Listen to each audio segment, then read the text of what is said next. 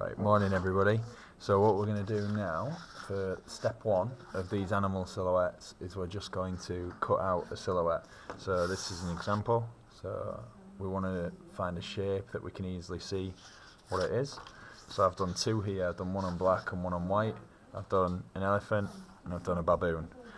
So I'm quite lucky to have one of these, a scalpel. So what I'm going to do is I'm going to cut around it slowly like this, so that the whole shape is nice and neat. Doesn't matter if you miss a bit with the pencil, because obviously you're going to flip the page around and you're going to use the side without the pencil on it. You'll know what I'm talking about in 2 minutes. So the reason that we're going to do this is because we're going to place this silhouette on a nice bright vibrant painting backdrop. Okay, so this is going to be in 3 stages. We're going to do the backdrop, we're going to do the silhouette to stick onto it, and we're going to draw and paint a silhouette on top of the backdrop, so that it's kind of like 3 layers and it tells a story. So you can create whatever story you want. So if I'm doing an elephant, it's going to create the story of the Serengeti. It's going to be an elephant walking across the Serengeti. So obviously I want to pick colours for my backdrop that are like an African sunset. And then once I've done that, I've picked the colours. I'm going to find a backdrop. So you can imagine a couple of elephants at the watering hole, just getting a drink in the desert. Or I can pick other things. So you see there, so I'm starting to cut it all out, alright? So what to do if you don't have a scalpel at home, you can use scissors.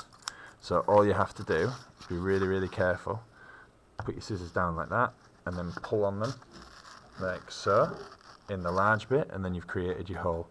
Once you've created your hole, you can then cut it out, like this.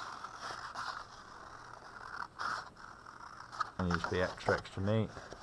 Go a little bit slow. And you still stick into those pencil lines.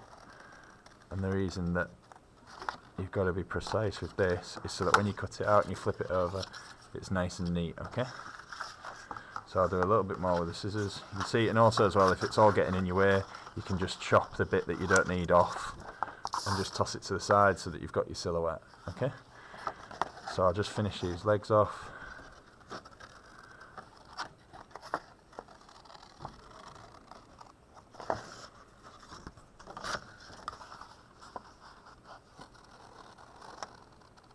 Just going to finish it off with the knife because it's a little bit quicker.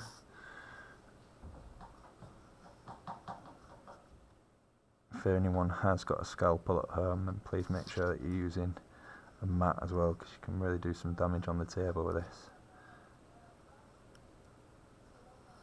And you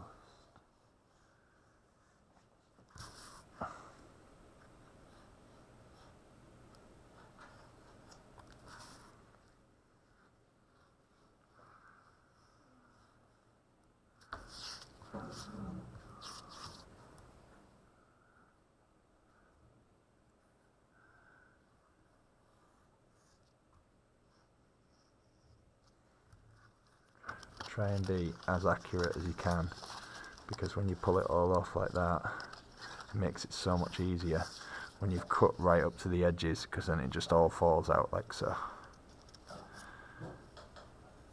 So you can draw and cut out whatever you want. It can be any animal you want. So I've chosen an elephant, so it looks like that.